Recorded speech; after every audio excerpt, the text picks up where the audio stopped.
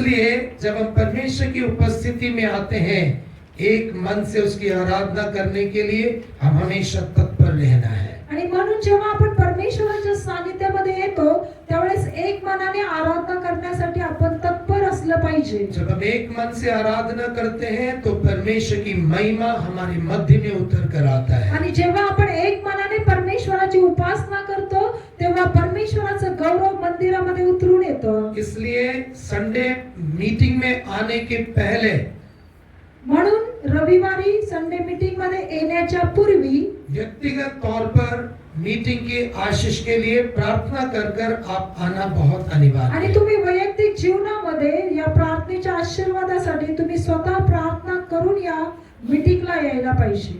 परमेश्वर हम सबको उसके लिए अनुग्रह देना चाहिए। परमेश्वराने यासाठी आपल्या सर्वांना कृपा द्यायला पाहिजे। आज के ध्यान के लिए आए हम अपने पवित्र शास्त्र को निर्गमन की पुस्तक की ओर खोलेंगे। आजच्या मननासाठी या आपण आपलं पवित्र शास्त्र उघडून निर्गमनाच्या पुस्तकाकडे आपण पाहूया और उसके 9वें अध्याय की 26वीं आयत को पढ़ेंगे। आणि निर्गम याचा 9वा अध्याय त्याचं 26वा वचन या ठिकाणी आपण वाचूया। मात्र गोशेन प्रांतात इस्रायल लोक राहत होते, तेथे मुळीच गारा पडल्या नाहीत। केवल गोशेन देश में जहां इस्राएली बसते थे ओले नहीं गिरे। उसी के साथ साथ निर्गमन की पुस्तक 10वें अध्याय की 23वीं आयत को भी पढ़ेंगे। आणि त्याच बरोबर निर्गम याचा 10वा अध्याय त्याचं 23वा वचन देखील आपण वाचूया। 3 दिवस कोणी कोणाला दिसेना की कोणी आपले ठिकाण सोडून हालेना, पण इस्रायल लोकांच्या सगळ्या वस्तीत उजेड होता। 3 दिन तक ना तो किसी ने किसी को देखा और न कोई अपने स्थान से उठा, परंतु सारे इस्राएलियों के घरों में उजियाला रहा। परमेश्वर के पवित्र नाम की महिमा हो। परमेश्वराच्या नावाला धन्यवाद असो। परमेश्वर आज इन वचनों के द्वारा हमसे बात करना चाहता है। आणि परमेश्वर या वचनाच्या द्वारे आज आपल्या बरोबर बोलू इच्छितो। हम भी शमूएल के समान परमेश्वर से कहें, देख तेरा दास मुझसे बोल, मैं सुन रहा हूँ। आणि आपण देखील शमूएल बाळाप्रमाणे म्हणायला पाहिजे, बोल तुझा दास ऐकत आहे। क्योंकि जब हम परमेश्वर के वचन को महत्व देते हैं, वो केवल लिखित शब्द नहीं है, हम यीशु मसीह को महत्व देते हैं। आणि जेव्हा आपण परमेश्वराच्या वचनाला महत्व देतो ते केवळ लिहिलेलं असं वचन नाहीये, तर ते परमेश्वराकडून आलेलं वचन आहे। क्योंकि यीशु मसीह ही वचन है। कारण प्रभू येशू ख्रिस्त हा वचन आहे। यदि हम वचन को महत्व नहीं दे रहे, इसका मतलब है हम यीशु मसीह को महत्व नहीं देते हैं। जर आपण वचनाला महत्व नाही दिलं तर त्याचा अर्थ असा होतो की आपण प्रभू येशू ख्रिस्ताला महत्व देत नाही। इसलिए मैं आग्रह करता हूं कि हम सभी लोग वचन जो यीशु मसीह है उसको महत्व अपने जीवन में दें। आणि म्हणून माझी अशी इच्छा आहे की प्रभू येशू ख्रिस्त जो वचन आहे त्या वचनाला तुम्ही महत्व द्या। मैं नहीं चाहता हूं कि मेरे और आपके जीवन में वो वचन पूरा हो जिसमें लिखा गया है कि तूने मेरे वचन का अनादर किया, इसलिए मैं भी तुझे अनादर के योग्य बनाऊंगा। आणि माझी अशी इच्छा नाही की ज्याप्रमाणे लिहिलं आहे की तू माझ्या वचनाचा आदर केला नाही म्हणून मी देखील तुझा आदर करणार नाही। हम जितना परमेश्वर के वचन को सुनेंगे, उस पर चलेंगे, उसका आदर करेंगे, उतना परमेश्वर भी हमें आदर के योग्य बनाएगा। आणि जितका आपण परमेश्वराचं वचन ऐकू, त्याचा आदर करू, त्याप्रमाणे चालू, तेवढाच परमेश्वर आपला देखील आदर करेल। आज जो वचन हमने पढ़ा है, आज जे वचन आपण ऐकलेलं आहे, इस वचन के द्वारा मैं आपको कुछ बातें आज बताना चाहता हूँ। आणि या वचनाद्वारे मी तुम्हाला काही गोष्टी सांगू इच्छितो। मैंने ऐसे कई लोगों को सुना है जो कहते हैं कि जब से मैं इस घर में आया हूँ मेरे जीवन में कोई आशीष नहीं, मेरे जीवन में कोई आनंद नहीं, मेरे जीवन में कोई शांति नहीं है। आणि मी अशा बऱ्याच लोकांकडून काही ऐकलेलं आहे की काही लोक असं म्हणतात की जेव्हापासून मी या घरामध्ये आलेलो आहे तेव्हापासून माझ्या जीवनामध्ये आनंद नाहीये, शांती नाहीये, आशीर्वाद नाहीये। या जब से मैंने घर में इस वस्तु को लेकर आया, इस वस्तु को खरीदा, या ये वस्तु मेरे घर में आया, मेरे जीवन की आशीषें खत्म हो गई, मेरे जीवन की शांति खत्म हो गई, मेरे जीवन का आनंद खत्म हो गया। की एखादी वस्तू मी खरेदी केली आणि ती वस्तू माझ्या घरामध्ये आल्यापासून माझ्या जीवनामध्ये असणारी शांती, माझ्या जीवनात जीवनामध्ये असणारं सुख, माझ्या जीवनामध्ये असणारा आनंद हे सर्व समाप्त झालेलं आहे. इसलिए देखिए संसार में से कई लोग हैं जो वास्तुशास्त्र देखकर अपने घर का मेन डोर रखते हैं या हर एक घर के एक एक कमरे को वो वास्तुशास्त्र देखकर ही बनाते हैं. म्हणून आपण पाहतो जगामध्ये बरेच लोक असे आहेत की जे आपल्या घराचं ज्यावेळेस बांधकाम करतात किंवा घराचा दरवाजा कोणत्या साईडला असायला पाहिजे, कुठली वस्तू कुठे ठेवायला पाहिजे, या सर्व गोष्टींमध्ये ते वास्तुशास्त्राचा वापर करतात. ये वर्तमान समय में कुछ मसीह लोगों के जीवन में भी पाया जाता है. आणि या वर्तमान युगामध्ये काही ख्रिस्ती लोकांच्या जीवनामध्ये देखील आपण हेच पाहतो. पर मेरे प्रियो मैं आपसे ये बताना चाहता हूँ कि हम जिस स्थान में रहते हैं या हमारे घरों में जो वस्तु लेकर आते हैं वो हमारे आशीष और श्राप को निर्धारित नहीं करते हैं. आणि माझ्या प्रिय लोकांनो, मी तुम्हाला सांगू इच्छितो की आपण ज्या घरामध्ये राहतो किंवा जी वस्तू आपल्या घरामध्ये येते ती आपल्या आशीर्वादासाठी किंवा आपल्या श्रापासाठी कारणीभूत नसते. Our house or the items that we purchase in our house do not determine our blessings or our curse. आणि जी वस्तू आपण आपल्या घरामध्ये आणतो किंवा ज्या वास्तूमध्ये आपण राहतो त्या वस्तू किंवा ती वास्तू आपल्या आशीर्वादासाठी आपल्या श्रापासाठी कारणीभूत नसते. But our blessings, our joy, our healing and every good thing depends upon who we are. Amen. आणि आपल्या जीवनामध्ये असणारा आनंद, आपलं आरोग्य, आपली शांती, या सर्व गोष्टी आपण कोण आहोत यावर निर्धारित असतात. अब मैं आपसे एक प्रश्न कर रहा हूं, उसका उत्तर आप देना है. आणि आज मी तुम्हाला या वेळेला एक प्रश्न विचारतो, त्याचं उत्तर तुम्ही द्या. जो 2 वचन हमने पढ़े उसमें पहले वचन में लिखा गया है कि मिस्र में गोशेन को छोड़कर हर जगह ओले गिरे. आणि जे वचन आपण 9 अध्याय निर्गम 9:26 मध्ये जे वाचलं त्या वचनामध्ये असं आपण वाचलं की गोशेन सोडून सर्वत्र गारा पडलेल्या आपण पाहिल्या. अब मेरा प्रश्न यह है कि क्या उस स्थान पर ओले ना गिरने का कारण क्या उस स्थान में कोई जादू था या उस स्थान में कोई विशेषता थी? तर माझा प्रश्न असा आहे की त्या ठिकाणी गारा न पडण्यासाठी त्या जागेमध्ये काही विशेषता होती किंवा काही वेगळे पण होतं का? क्योंकि गोशेन के अलावा मिस्र में और भी कई प्रांत थे. कारण गोशेन मध्ये मिस्र सोडून आणखीनही काही प्रांत होते. मिस्र में गोशेन के अलावा और भी कई प्रांत थे, और भी कई शहर थे. आणि मिस्रामध्ये गोशेन सोडून आणखीन अधिक प्रांत वेगवेगळे होते. और बाइबल कहती है कि गोशेन को छोड़कर अन्य सभी जगहों में ओले गिरे. परंतु पवित्र शास्त्र बायबल म्हणतं गोशेन सोडून इतरत्र सर्व ठिकाणी त्या ठिकाणी गारा पडलेल्या होत्या. 10वीं अध्याय की 23वीं आयत में हमने पढ़ा कि हर जगह अंधकार था, केवल गोशेन में अंधकार नहीं था. आणि 10व्या अध्यायाच्या 23व्या वचनामध्ये आपण असं वाचलं की सर्वत्र अंधार पसरलेला होता, फक्त गोशेन मध्ये प्रकाश होता.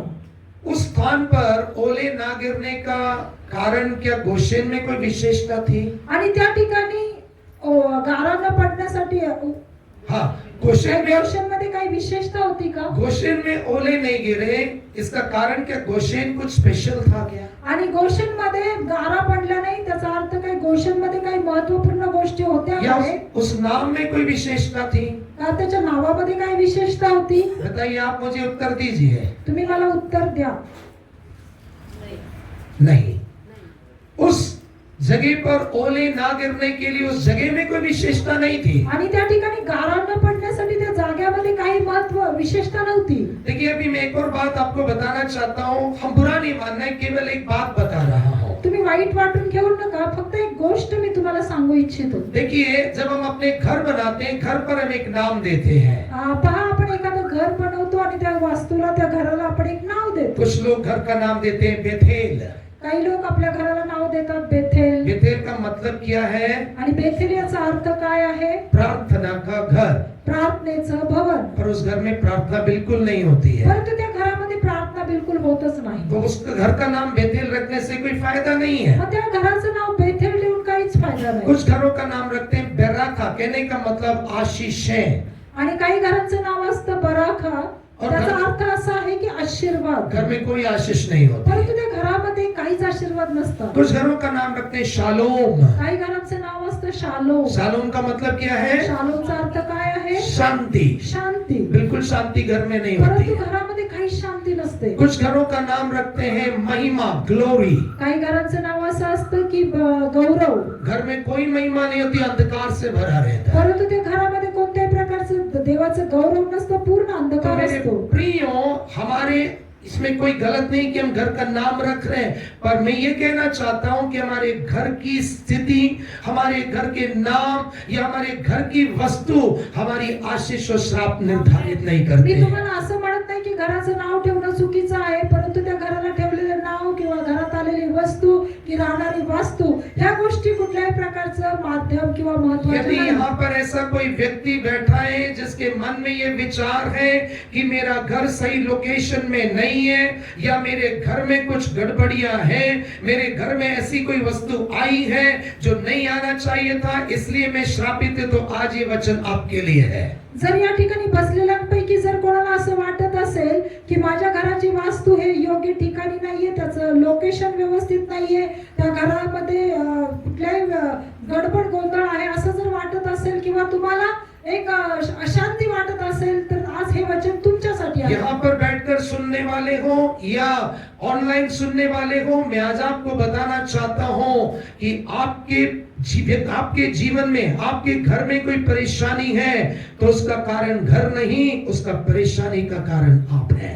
आणि या ठिकाणी जे मला या मंडळीमध्ये बसलेले जे लोक ऐकत आहेत, ऑनलाईन जे पाहत आहेत, त्यांना मी सांगू इच्छितो, तुमच्या जीवनामध्ये जर एखादी अडचण असेल, अशांती असेल, निराशा असेल, तर त्याच्यासाठी कारण ती तुमचं घर नाही, तर तुम्ही स्वतः त्याच्यासाठी कारणीभूत आहात. इसलिए ईंट पत्थरों से बने हुए घर पर दोष लगाना छोड़ दीजिए, दोष अपने में ढूंढिए. आणि या दगडांनी बनवलेल्या, विटेनी बनवलेल्या घरांना दोष देण्यापेक्षा दोष तुम्ही तुमच्या स्वतःमध्ये शोधा. निर्जीव वस्तुओं पर दोष लगाना छोड़कर हम जिन्हें परमेश्वर ने जीवित बनाया है, अपने अंदर दोष ढूंढिए. आणि निर्जीव वस्तूंना तुम्ही दोष लावण्यापेक्षा जे आपण सजीव परमेश्वराने आपल्याला जिवंत असं बनवलं, तर आपण आपल्यामध्ये दोष शोधण्याचा प्रयत्न करूया.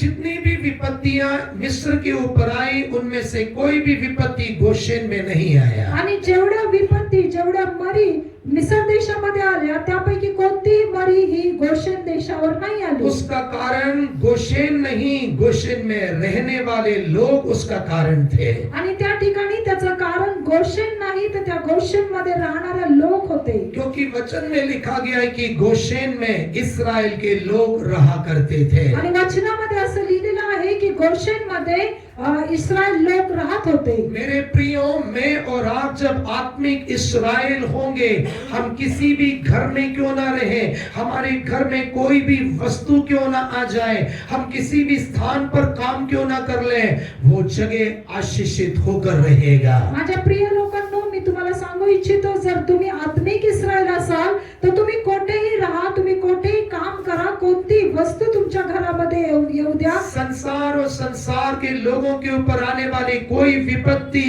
हमारे जीवन में नहीं आ सकेगी. आणि जग आणि जगामध्ये येणारी कोणत्याही प्रकारची विपत्ती तुमच्या जीवनामध्ये येणार नाही. क्योंकि जो वचन हमने पढ़ा है, कारण जे वचन आपण वाचलेलं आहे, 26वीं आयत में केवल गोशेन शब्द का इस्तेमाल कर छोड़ने की बजाय आणि 26व्या वचनामध्ये गोशेन या शब्दाचा वापर करून सोडण्याच्या व्यतिरिक्त वहां पर ऐसा लिखा गया है कि गोशेन, सिर्फ गोशेन में जहां पर इस्राएल के लोग रहते थे, कोई ओले नहीं गिरे. आणि त्या ठिकाणी असं लिहिलेलं आहे की गोशेन देश की ज्यामध्ये इस्रायल लोक वास करत होते, तो देश त्याच्यामध्ये गारा पडला नाही. 10वें अध्याय की 23वीं आयत में लिखा गया है कि सभी इस्राएलियों के निवास स्थान में रोशनी थी. आणि 10व्या अध्यायाच्या 23व्या वचनामध्ये लिहिलेलं आहे की इस्रायलाच्या प्रत्येक निवास स्थानामध्ये त्या ठिकाणी प्रकाश होता.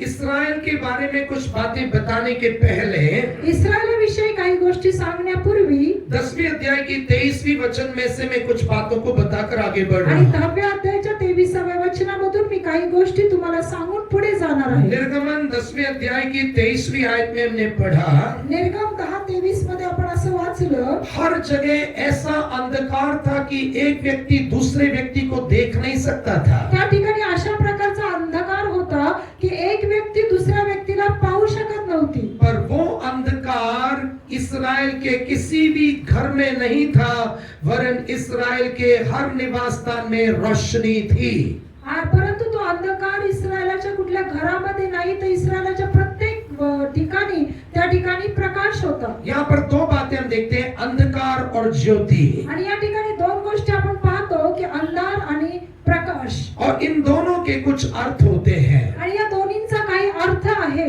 जब आप भजन संहिता 30 को पढ़ेंगे, जेव्हा तुम्ही स्तोत्र संहिता 30 वाचताल, वहाँ पर अंधकार की तुलना रोना या आंसू बहाने के साथ किया गया त्या है। ठिकाणी अंधाराची तुलना रोणं, रडणं आणि अश्रू वाहणं याविषयी केलेली आहे. प्रकाश की तुलना आनंद के साथ या खुशी के साथ किया गया है। आणि प्रकाशाची तुलना आनंदाबरोबर किंवा सुखाबरोबर केलेली आहे. जैसे हमने देखा कि गोशेन के अलावा अन्य सभी जगहों पर इतना अंधकार था कि एक व्यक्ति दूसरे को देख नहीं सकता था।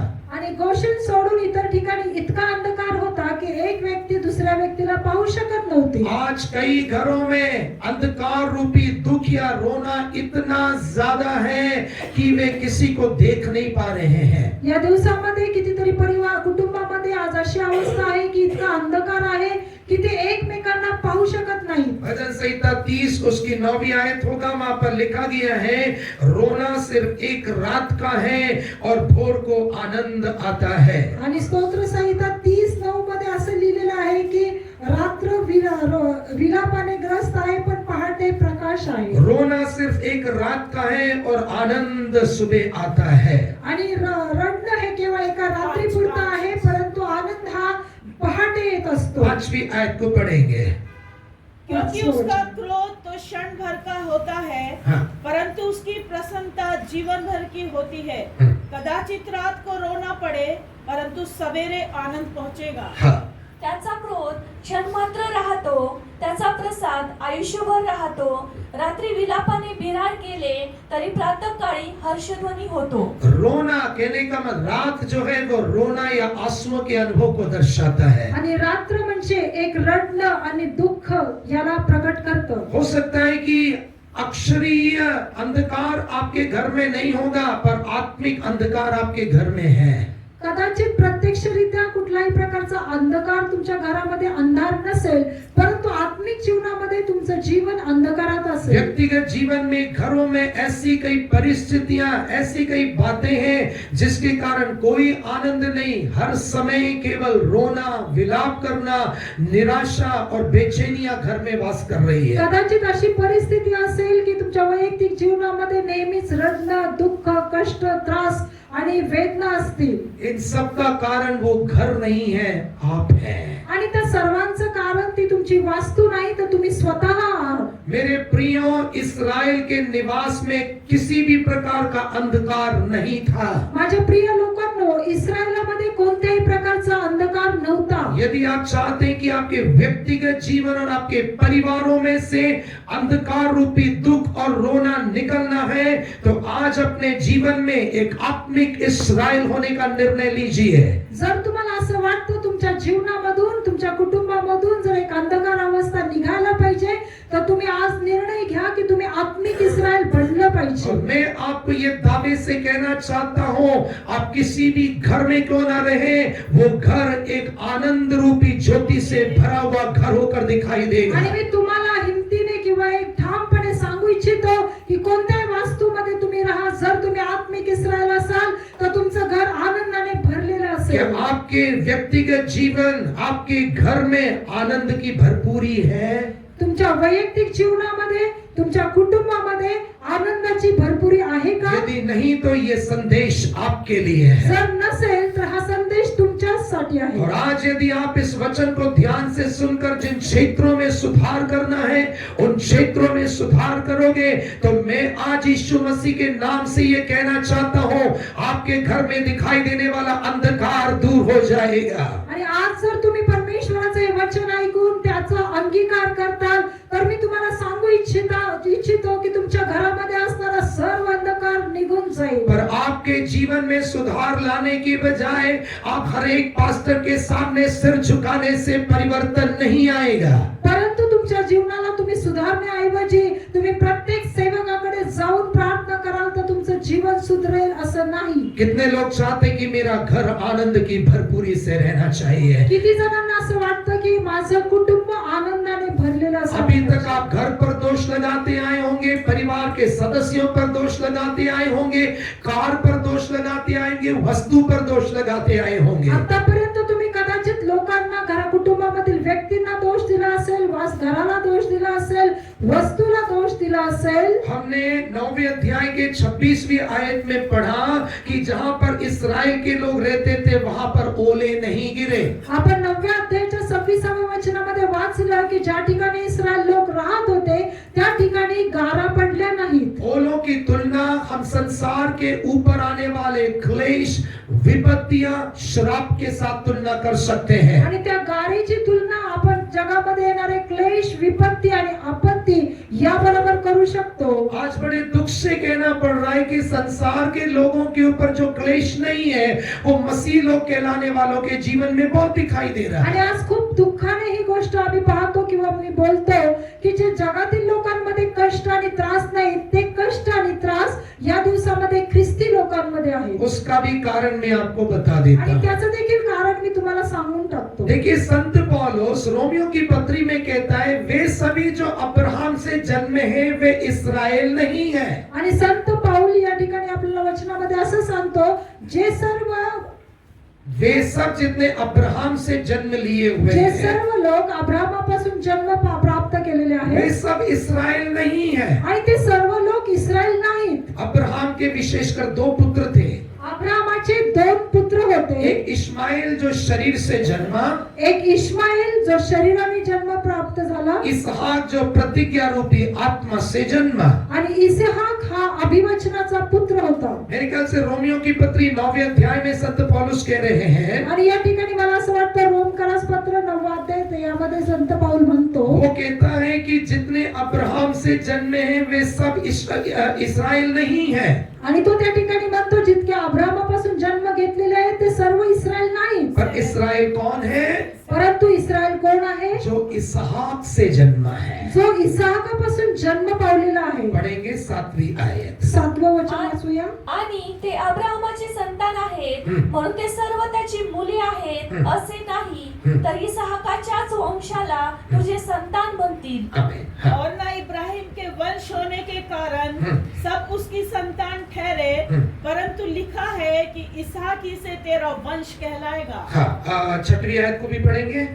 6वं वचन पण तुम्ही वाचा. तरी देवाचे वचन व्यर्थ झाले असे नाही, कारण इस्रायल वंशातले ते सर्व इस्रायल आहेत असे नाही. परंतु ये नहीं कि परमेश्वर का वचन टल गया, इसलिए कि जो इस्राएल का वंश है वे सब इस्राएली नहीं. जो इस्राएल के वंश के सब इस्राएली नहीं है. आणि जे सर्व इस्रायल वंशज आहेत ते सर्वच इस्रायल नाही. वे सब जो अब्राहम से जन्मे हैं वो जरूरी नहीं है कि वह अब्राहम के संतान है. आणि जे अब्राहमापासून जन्म घेतलेले आहेत ते सर्वच अब्राहमाचे संतान आहेत असं नाही. क्योंकि मेरे प्रियो संत पौलुस रोमियो की पत्री 8 के 14 में कह रहा है, कारण माझ्या प्रिय लोकांना रोमकरास पत्र 8वां अध्याय त्याच्या 14व्या वचनामध्ये संत पाऊल असं म्हणतो, तुम में से जितने आत्मा के द्वारा चलाए चलते हो केवल वे परमेश्वर के पुत्र पुत्रियां हैं. आणि जे आत्म्याच्या द्वारे चालवले जातात तेच केवळ परमेश्वराचे पुत्र आणि कन्या आहेत. आज बड़े दुख से कहना पड़ता है कि मंडलियों में लोग आत्मा से चलने की बजाय केवल पास्टर के चलाने पर ही चल रहे हैं. आणि ही दुःखाची गोष्ट आहे की आज बऱ्याच मंडळांमध्ये लोक हे आत्म्याने चालवले जाण्यापेक्षा त्यांच्या पास्टरने सांगितलं त्याप्रमाणे ते चालतात. अभी आत्मा जो कहता है उसको एक तरफ रखकर पास्टर जो कहते हैं उसको मुख्यता दी जाती है. आणि आत्मा जे बोलतो त्या गोष्टीला बाजूला ठेवून जे सेवक सांगतात त्याला महत्त्व दिलं जातं. आजकल पास्टर डिसाइड करता है कि किससे बोलना है, किससे नहीं बोलना है, किससे मिलना है, किससे नहीं मिलना है, कब उठना है, कब बैठना है. या दिवसामध्ये मंडळीचा चालवणारा पालक ठरवतो की कोणत्या लोकांनी कोणाशी बोलायचं, कोणाला भेटायचं, कोणाशी नाही बोलायचं, कधी उठायचं आणि कधी झोपायचं. मेरे प्रियो ऐसे लोग चाहे नाम के मसीह हो सकते हैं, पर स्वर्ग उनको पुत्र पुत्री होकर स्वीकार नहीं करता है। माझ्या प्रिय लोकांनो, ते केवळ नामधारी ख्रिस्ती असतील, परंतु स्वर्ग त्यांना पुत्र आणि कन्या म्हणत नाही. यदि परमेश्वर मुझे और आपको आत्मिक इस्राएल होकर उसके पुत्र पुत्री स्वीकार करना है, तो हमें आत्मा में चलना सीखना जरूरी है। जर स्वर्ग आपल्याला त्याची मुलं आणि मुली म्हणून स्वीकारायला पाहिजे, तर आपल्या सर्वांना परमेश्वराच्या आत्म्याने चाललं पाहिजे. गोशेन में ना तो ओले गिरे ना अंधकार आया। आणि गोशेन मध्ये गारा पडल्या नाहीत आणि त्या ठिकाणी अंधकारही नव्हता. कारण क्या था? कारण काय होतं? गोशेन में कोई जादू नहीं था, गोशेन मध्ये काही जादू नव्हती. पर गोशेन में रहने वाले लोगों के कारण ना तो वहां अंधकार आया, न ओले गिरे, न किसी प्रकार की विपत्ति आई। कारण गोशेन मध्ये राहणारे जे लोक होते, त्यांच्यामुळे गोशेन मध्ये गारा देखील पडल्या नाही आणि तो प्रदेश अंधकारमय झाला आप नाही. किसी भी घर में रहो, आप किसी भी जगह में जाओ, यदि आप और मैं परमेश्वर की दृष्टि में आत्मिक इस्राएल है, कोई विपत्ति हमें छू नहीं सकती है। आणि आपण कुठेही राहू किंवा कोणत्याही ठिकाणी जाऊ, जर आपण परमेश्वराचे आत्मिक इस्राएल असू, तर कोणतीही विपत्ती आपल्या जवळ येणार नाही. पर प्रश्न उठता है कि आत्मिक इस्राएल बनने के लिए मुझे और आपको क्या करना है? प्रश्न असा आहे की आत्मिक इस्राएल बनण्यासाठी तुम्हाला आणि मला काय करावं लागेल? इस्राएल के तीन अर्थों को बताकर मैं समाप्त कर रहा आणि हूं। इस्राएलाचे 3 अर्थ सांगून मी या ठिकाणी थांबतो. सबसे पहला उत्पत्ति की पुस्तक 32वें अध्याय में आणि सर्वप्रथम उत्पत्तीचं पुस्तक याचा 32वा अध्याय. परमेश्वर याकूब के नाम को बदल रहा है। आणि परमेश्वर याकोबाचं नाव बदलू इच्छितो. वह याकूब के नाम को बदलकर इस्राएल रख रहा है। आणि तो त्या ठिकाणी याकोबाचं नाव बदलून त्या ठिकाणी त्याला इस्राएल असं नाव देत आहे.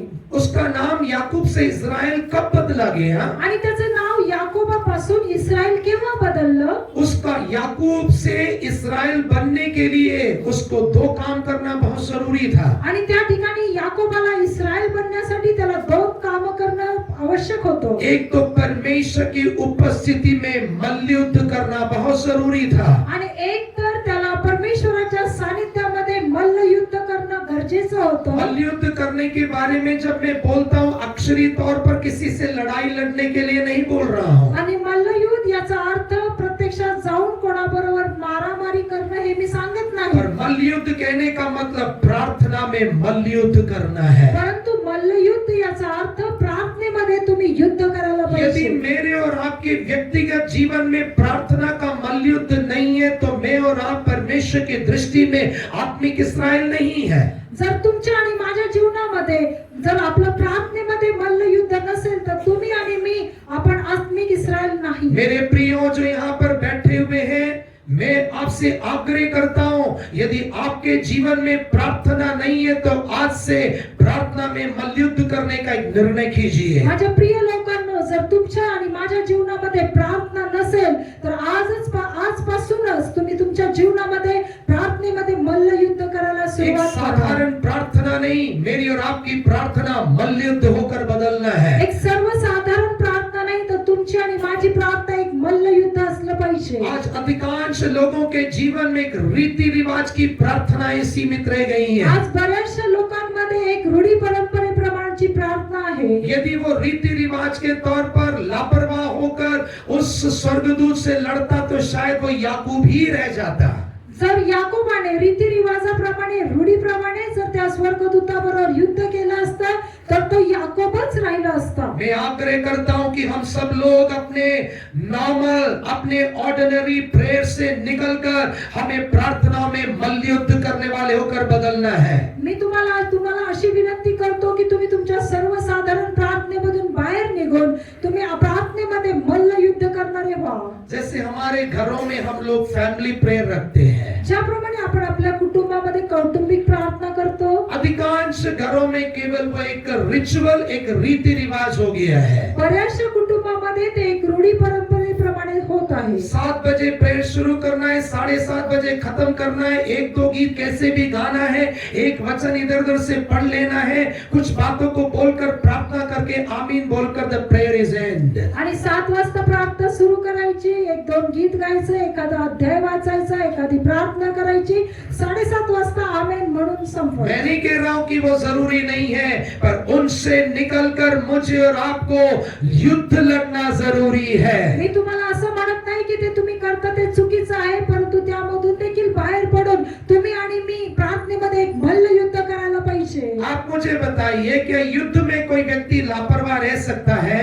मला तुम्ही सांगा की युद्धामध्ये कोणी निष्काळजी राहू शकतं का? युद्ध के मैदान में जाने वाले सैनिक को अपने पूरे अवयव को, अपने मन को, अपनी आंखों को, शरीर के एक एक अवयव को उसे कैसे रखना है? चौकन्ना रखना है। आणि युद्धामध्ये जाणारी प्रत्येक सैनिक हा आपल्या प्रत्येक अवयवाला, आपल्या मनाला, आपल्या प्रत्येक कृतीला तो एक चाणाक्षपणे तयार ठेवतो। वो मल्लयुद्ध नहीं, सॉरी, उसके मान लो एक सैनिक खड़ा है युद्ध के मैदान में, वो उधर देख रहा है, इधर देख रहा है, वो मल्लयुद्ध नहीं है। आणि एखादा सैनिक युद्धासाठी मैदानामध्ये उभा राहिलेला आहे आणि तो इकडं तिकडं पाहत आहे, त्याला मल्लयुद्ध म्हणत नाही। मेरे प्रियो, आपके व्यक्तिगत जीवन और घरों में आज अंधकार और सभी प्रकार की विपत्तियां आने का मुख्य कारण आप प्रार्थना में मल्लयुद्ध नहीं कर रहे हैं। माझ्या प्रिय लोकांनो, तुमच्या कुटुंबामध्ये, तुमच्या वैयक्तिक जीवनामध्ये येणाऱ्या समस्या,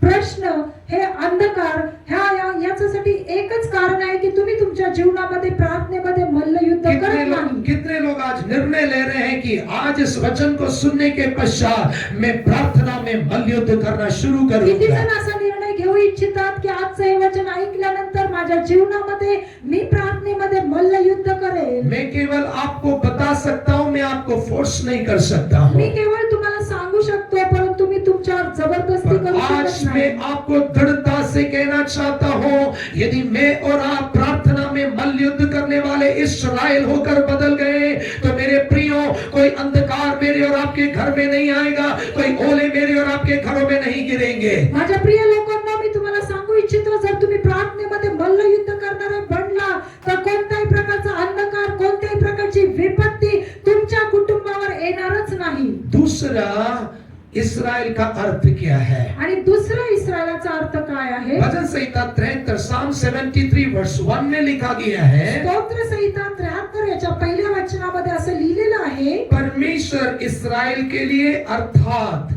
शुद्ध मन वालों के लिए भला है। आणि त्या ठिकाणी असं लिहिलेलं आहे, परमेश्वर इस्रायलासाठी म्हणजेच शुद्ध अंतःकरणाच्या लोकांसाठी तो चांगला आहे। जब अर्थात शब्द का इस्तेमाल होता है, उसका मतलब the meaning of Israel is people with pure heart. आणि या ठिकाणी अर्थात या शब्दाचा अर्थ असा आहे, इस्रायल लोकांसाठी तो अर्थात म्हटला म्हणजे त्याचा अर्थ शुद्ध अंतःकरणाचे लोक। हम क्रिश्चियन हो सकते हैं, क्रिश्चियन नाम रख सकते हैं, चर्च अटेंड कर सकते हैं, आपण कदाचित ख्रिस्ती असू, आपण ख्रिश्चन नाव ठेवू, मंदिरामध्ये जाऊ, पर जरूरी नहीं कि मन शुद्ध है। परंतु हे गरजेचं नाही किंवा आवश्यक नाही की आपलं अंतःकरण शुद्ध मेरे असेल। प्रियो, मेरे और आपके घर से विपत्तियां दूर होने के लिए, अंधकार दूर होने के लिए केवल चर्च अटेंड करना, क्रिश्चियन नाम रखना काफी नहीं है। माझ्या प्रिय लोकांनो, तुमच्या जीवनामधील अंधकार दूर होण्यासाठी, विपत्ती दूर होण्यासाठी केवळ ख्रिश्चन नाव ठेवून मंदिरामध्ये येणं एवढंच पुरेसं नाही। सबसे महत्वपूर्ण क्या होना चाहिए? सर्वात महत्त्वाचं काय असलं पाहिजे? मन शुद्ध होना चाहिए। आपलं अंतःकरण शुद्ध असलं पाहिजे। मन कपट रहित होना चाहिए। मन हे कपट विरहित असलं पाहिजे। मन ईर्ष्या रहित होना चाहिए। मन हे ईर्ष्या विरहित असलं पाहिजे। मन क्रोध रहित होना चाहिए। मन क्रोध विरहित असलं पाहिजे। मन धोखे से रहित होना चाहिए। मनामध्ये कोणत्याही प्रकारचं धोकेबाजी असू नये। मेरे प्रियो, मेरा और आपका जीवन उन फरीसियों के समान ना बने जिन्हें यीशु ने देखकर कहा, तुम उस सफेदी पोती हुई कब्र के समान हो, जो बाहर से तो सुंदर दिखते हो पर अंदर सूखी बदबू देने वाली हड्डियां भरी हुई है। परंतु आप प्रभू येशू ख्रिस्त ज्याप्रमाणे त्या परुषी लोकांना म्हटला, तुम्ही बाहेरून सुंदर वस्त्र परिधान करता, तुम्ही बाहेरून चांगले आहात, परंतु तुम्ही चुना लावलेल्या कबरेप्रमाणे आहात. सफेद वस्त्र पहनने में गलती नहीं है, पर बाहर से सफेद पहनकर मन पूरा गंदगी से भरा होगा तो परमेश्वर नहीं कहेगा well done my child, you are coming in the white garment, you are accepted. God परमेश्वर कहेगा फरीसी, I don't allow, I don't accept you. आणि या ठिकाणी सफेद वस्त्र केल्यानंतर, घातल्यानंतर, परिधान केल्यानंतर परमेश्वर तुम्हाला हे म्हणणार नाही की तुम्ही सुंदर दिसता, तुम्ही चांगले वस्त्र परिधान केले, तुम्हाला मी स्वीकारेन. आज प्रभु से कहिए, प्रभु मुझे शुद्ध मन वाला इस्राएल बना दे. आज तुम्ही परमेश्वराला म्हणा की हे परमेश्वरा, तुम्हाला शुद्ध अंतःकरणाचे इस्राएल लोक बनव. परमेश्वर बनाएगा जब हम मान लेंगे कि मैं अशुद्ध मन वाला हूँ. परमेश्वर तुम्हाला तेव्हा बनवेल जेव्हा तुम्ही स्वीकार करताल, कबूल करताल की मी अशुद्ध मनाचा मनुष्य आहे. परमेश्वर याकूब को बदलने के लिए उसे ये जरूरी था कि वो माने कि मैं याकूब हूँ. आणि परमेश्वराने याकोबाला बदलण्यासाठी सर्वप्रथम याकोबाला हे मान्य करावं लागलं की मी याकोब आहे. आज ऐसे कई लोग हैं जिन्हें अपना दोष मानने का तजुर्बा ही नहीं है. आज कितीतरी लोक असे आहेत की त्यांना त्यांच्या चुका दिसतच नाही. हो सके तो अपना दोष भी दूसरों के ऊपर थोप देंगे वो. आणि कदाचित झालं तर ते स्वतःचा दोष देखील दुसऱ्यांवर टाकून पर बसतात. मेरे प्रियो, वचन कहता है कि इस्राएल शुद्ध मन वाले लोग होते हैं. आणि वचन असं म्हणतो, माझ्या प्रिय लोकांनो, की इस्राएल हे शुद्ध अंतःकरणाचे लोक आहेत. जब मैं और आप शुद्ध मन वाले इस्राएल हो जाएंगे, जेव्हा तुम्ही आणि मी शुद्ध अंतःकरणाचे इस्राएल लोक बनू, हम कहीं भी रहे, किसी भी घर में रहे, वो घर आशीषों से भरा आपण रहेगा. कोठेही राहू, कोणत्याही ठिकाणी जाऊ, त्या ठिकाणी आशीर्वादाने वो घर आनंद से भरा रहेगा. ते घर आनंदाने असेल. वो घर चंगाई और आरोग्य से भरा आणि रहेगा. ते घर आरोग्याने भरलेलं असेल. सारी विपत्तियों को प्रभु हमारे जीवन में आने से रोक कर रखेगा. आणि सर्व प्रकारच्या विपत्तींना परमेश्वर आपल्या जीवनामध्ये येण्यापासून अडवेल. तीसरा इस्राएल का अनुभव क्या है? आणि तिसरा इस्राएल याचा अर्थ काय आहे? जब हम लूका की इंजिल पहले यूहन्ना की इंजिल पहले अध्याय में आते हैं, जेव्हा आपण यूहन्नाच्या पहिल्या अध्यायामध्ये येतो, उसकी 47 आयत में प्रभु यीशु मसीह नथानिएल के बारे में कह रहा त्याच्या है 47व्या वचनामध्ये प्रभू येशू ख्रिस्त नथानेला विषयी बोलतो कि ये सच्चा इस्राएली है जिसके जीवन में कपट नहीं है. आणि तो एक खरा इस्रायली आहे की ज्याच्या अंतःकरणामध्ये कोणत्याही प्रकारचा कडूपणा नाही. पढ़ेंगे पहला अध्याय उसकी 47 आयत पढ़ेंगे. यूहन्ना पहिला अध्याय त्याचं 47वं वचन. नथनेला पाहून नथनेलाला आपणाकडे येताना पाहून येशू त्याच्याविषयी म्हणाला, पहा, हा खराखुरा इस्राएली आहे, ह्याच्या ठाई कपट नाही. यीशु ने नतानिएल को अपनी ओर आते देखकर कहा, उसके विषय में कहा, देखो ये सचमुच इस्राएली है. देखो ये सचमुच इस्राएली है, इसमें कपट नहीं है. इसमें कपट नहीं है. आणि पहा, हा खराच इस्रायली आहे, कारण याच्यामध्ये कुठल्याही प्रकारचा कडूपणा नाही. पहला, परमेश्वर की दृष्टि में इस्राएल वो है जो प्रार्थना में मल्लयुद्ध करता है. पहिली गोष्ट म्हणजे इस्रायल तो आहे जो प्रार्थनेमध्ये मल्लयुद्ध करतो. दूसरा, परमेश्वर की दृष्टि में इस्राएल वो है जिसका मन शुद्ध है. आणि दुसरं, परमेश्वराच्या दृष्टीने इस्रायल तो आहे ज्याचा अंतःकरण शुद्ध आहे. तीसरा, परमेश्वर की दृष्टि में इस्राएल वो है जिसके जीवन में कोई छल कपट धोखेबाजी नहीं है. आणि तिसरं, परमेश्वराच्या दृष्टीने इस्रायल तो आहे की ज्याच्या अंतःकरणामध्ये कुठल्याही प्रकारचा कडूपणा नाही. मेरे प्रियो, जीवन में धोखा रखकर, जीवन में कपट रखकर, जीवन में छल रखकर मैं और आप कितने भी मसीह होने का ढोंग क्यों ना कर ले, दावा क्यों ना कर ले, परमेश्वर कहेगा तू मेरी दृष्टि में इस्राएल नहीं है. माझ्या प्रिय लोकांनो, आपण आपल्या मनामध्ये एखादा विषय कडूपणा ठेवून, धोकेबाजी करून आपण देवाची सेवा करू, तर परमेश्वर आपल्याला म्हणेल की तू माझ्या दृष्टीने इस्राएल नाही. यहाँ पर नथानिएल के बारे में यीशु कह रहा है. या ठिकाणी नथानेला विषयी येशू ख्रिस्त बोलतो. इंग्लिश में उसका वर्ड यूज किया गया गाइल.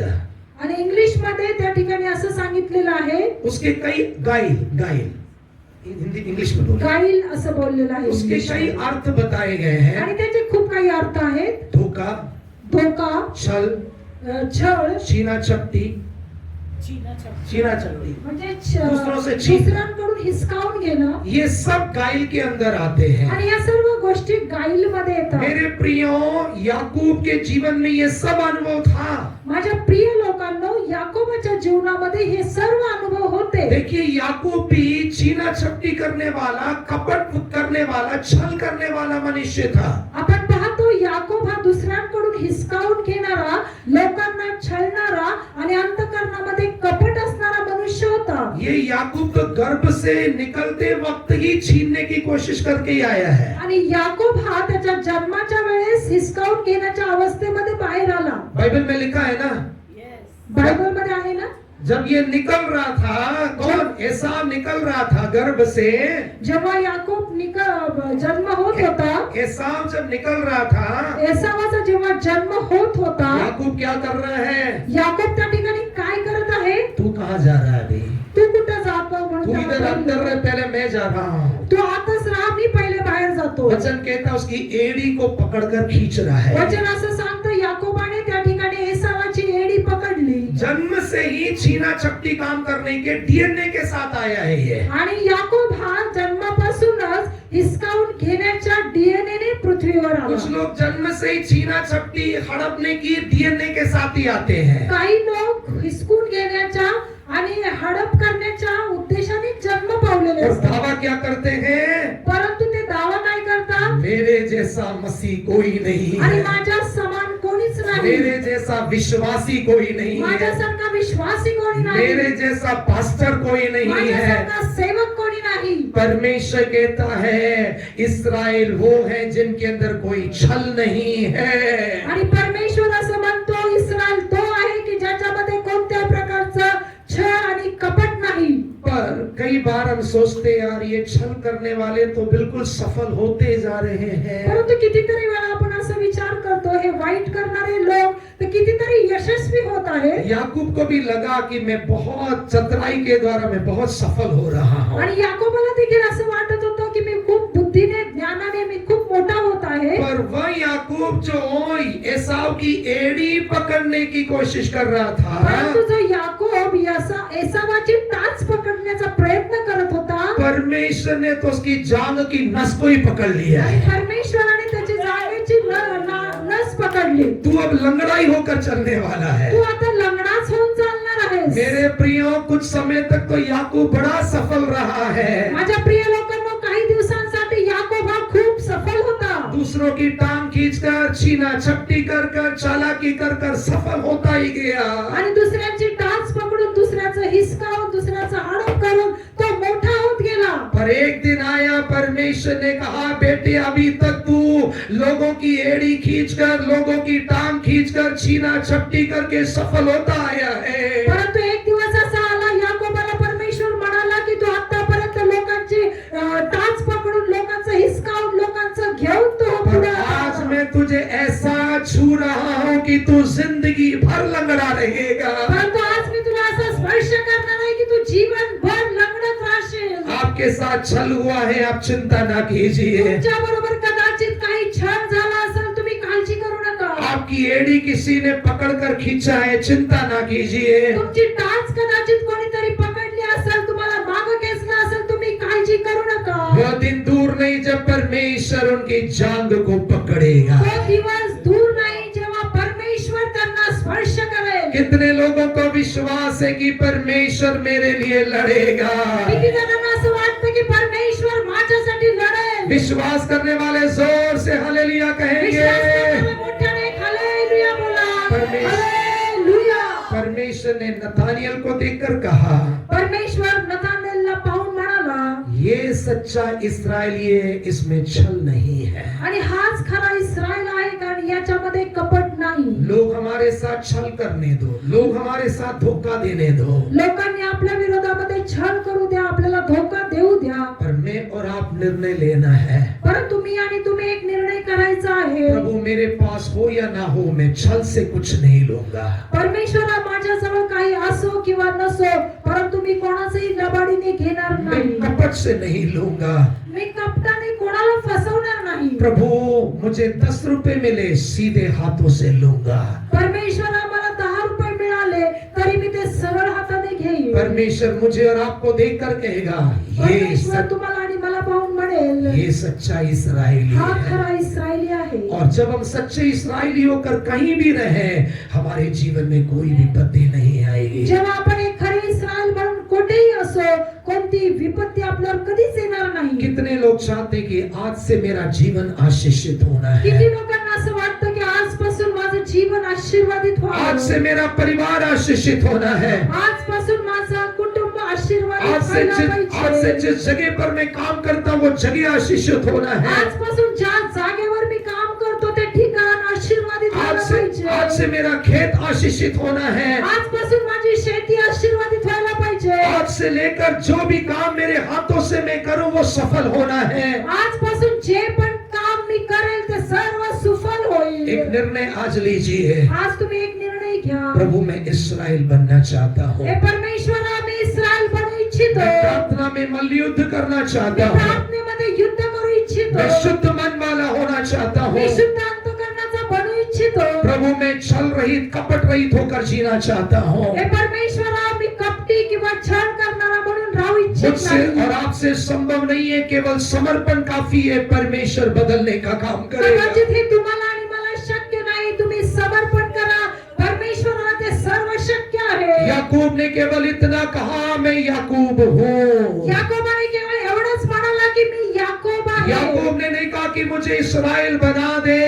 याकोबाने असं म्हटलं नाही की तुम्हाला इस्रायल बनाव। याकूब ने केवल मान लिया मैं याकूब हूँ। फक्त याकोबाने मान्य केलं की मी याकोब प्रिय आहे। भाइयों बहनों, आज अपने जीवन में मान लीजिए कि मैं याकूब हूँ। माझ्या प्रिय बहीण आणि भावांनो, तुम्ही केवळ एवढंच कबूल करा की मी याकोब आहे। पर मैं इस्राएल बनना चाहता हूँ। पण मी इस्रायल बनू इच्छितो। मैं प्रार्थना में मल्लयुद्ध करने वाला बनना मी चाहता हूँ। प्रार्थनेमध्ये मल्लयुद्ध करणारा बनू इच्छितो। एक नाम की लापरवाह प्रार्थना नहीं करना चाहता मी हूँ। फक्त नाम मात्र प्रार्थना करू इच्छित मैं नाही। सोती ऊँघती प्रार्थनाएं नहीं करना चाहता मी हूँ। निष्काळजीपणाची झोपेत असणारी प्रार्थना करणार मेरी नाही। प्रार्थनाएं सामर्थ्य की प्रार्थनाएं होनी माझी चाहिए। प्रार्थना ही सामर्थ्यशाली प्रार्थना मेरी असली पाहिजे। आराधनाएं सामर्थ्य की माझी आराधनाएं होनी आराधना चाहिए। सामर्थ्यशाली असायला पाहिजे। प्रभु मैं शुद्ध मन वाला बनना चाहता प्रभू, हूँ। मी शुद्ध अंतःकरणाचा बनू इच्छितो। मेरे मन को अपने वचन से शुद्ध कर दे। माझ्या मनाला तुझ्या वचनाने शुद्ध कर। यीशु अपने खून से मेरे मन को शुद्ध कर दे। तुझ्या रक्ताने माझ्या मनाला शुद्ध कर। प्रभु मैं छल रहित कपट रहित बनना चाहता हूँ। परमेश्वर आम्ही कपट रहित राहू इच्छितो।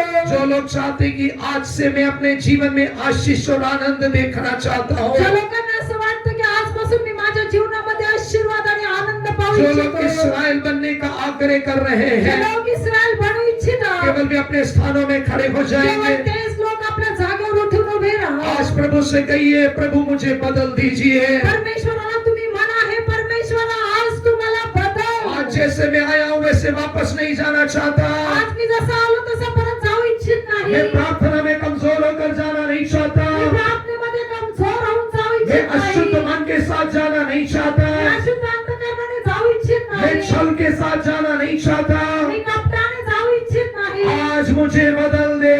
आज तू मला बदल। तेरे आत्मा से मुझे बदल तुझ्या दे। आत्म्याने मला बदल। तेरे आत्मा का स्पर्श मेरे तेरा जीवन तुझ्या में होने आत्म्याचा दे। मला स्पर्श होऊ दे। मेरे कारण मेरा घर आशीषित होने माझ्या दे। माझं घर आशीर्वादित होऊ मेरे दे। कारण मेरा परिवार आशीषित होने माझ्यामुळे दे। माझं कुटुंब आशीर्वादित होऊ दे। मेरे कारण मेरा स्कूल आशीषित होने माझ्यामुळे दे।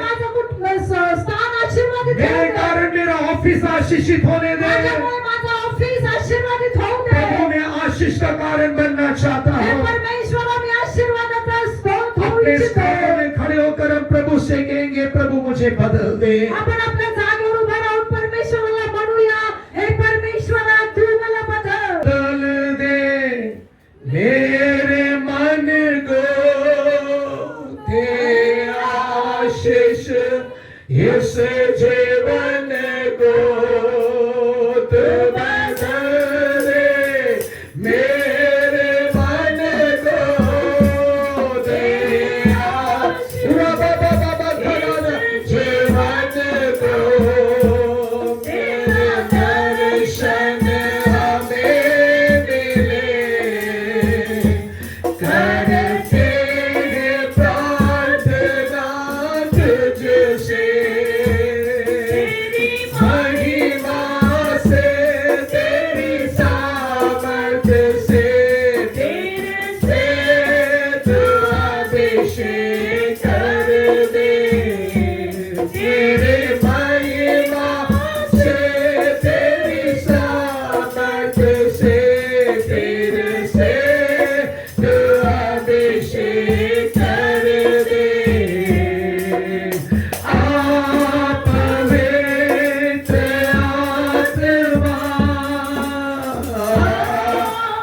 पवित्र आत्मा,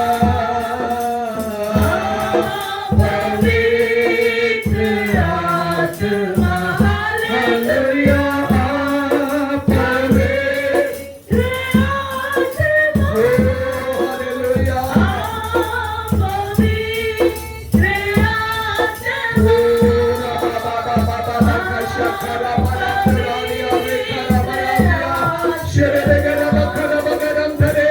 इस संसार में कहीं भी रहें, मैं और आप सच्चे इस्राएल होकर रहेंगे तो मेरे प्रियो, परिस्थितियां हमारे जीवन में कुछ नहीं करेंगी, हम परिस्थितियों के ऊपर प्रबल होकर दिखाई देंगे।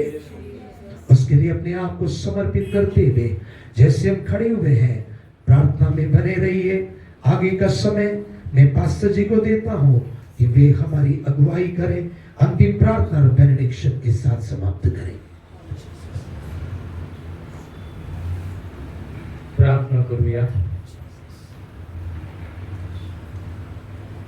आमच्या स्वर्गीय प्रेमळ प्रभू परमेश्वरा, पुन्हा एकदा आम्ही प्रभू परमेश्वरा तुझ्या वचनासाठी तुझ्या नावाला धन्यवाद देतो प्रभू परमेश्वरा।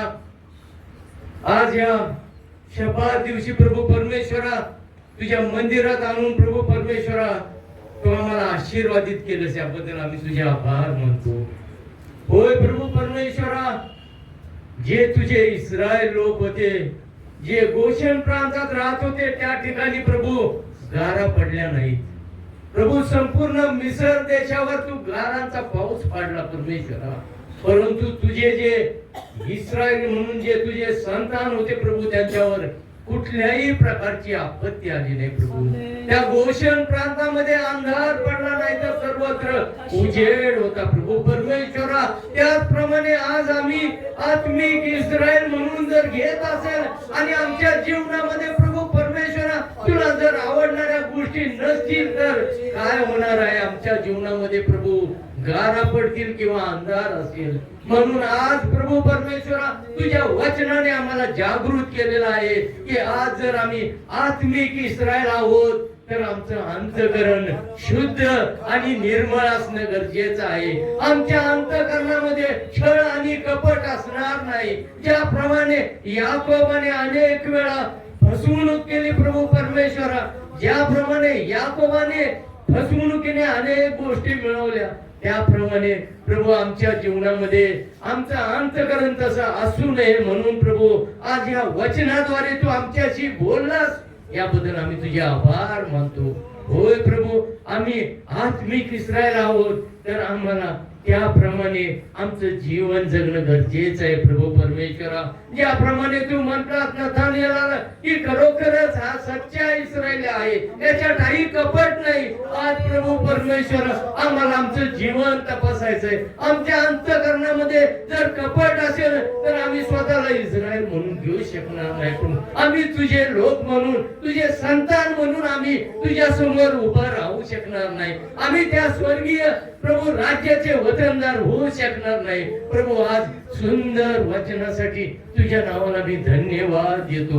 होय प्रभू, आमचं आत्मिक अंतःकरण उघड आणि ह्या गोष्टी आम्ही आमच्या हृदयामध्ये ठेवून त्याप्रमाणे जीवन जगण्यासाठी सहाय्य कर। आमच्या मंडळीसाठी विशेष सुंदर वचनाबद्दल मी तुझ्या नावाला धन्यवाद देतो प्रभू। येणाऱ्या दिवसामध्ये ह्या वचनाप्रमाणे आम्ही जीवन जगण्यास आमच्या मंडळीतील प्रत्येकाला विशेष कृपा पुरव प्रभू। तुझ्या दासाला वचन सांगण्यासाठी तू प्रभू सहाय्य केलंस, आत्म्याने चालवलंस, त्याबद्दल आम्ही तुझे आभार मानतो। सर्वांना प्रभू परमेश्वरा आशीर्वादित केलंस, याबद्दल आम्ही तुझे आभार मानतो प्रभू परमेश्वरा। पुन्हा एकदा प्रभू आम्ही सर्वजण आता परतीच्या प्रवासासाठी जात असताना मंडळीतील प्रत्येकाबरोबर प्रभू प्रत्येक परिवाराला तू या येणाऱ्या दिवसामध्ये, येणाऱ्या आठवड्यामध्ये विशेष प्रकारे सांभाळ। या प्रभू कन्व्हेन्शन साठी आम्ही तयारी करत आहोत प्रभू परमेश्वरा।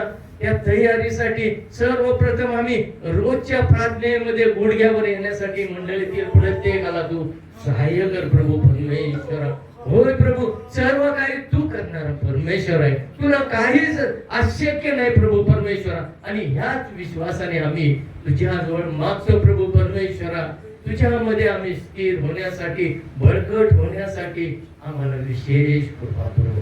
आम्ही सर्व मंडळी म्हणून तुझ्या हातामध्ये समर्पित होतो प्रभू. धन्यतारणारा प्रभू येशू ख्रिस्ताच्या प्रिय आणि गोड नावामध्ये प्रार्थना केली म्हणून तो आहे.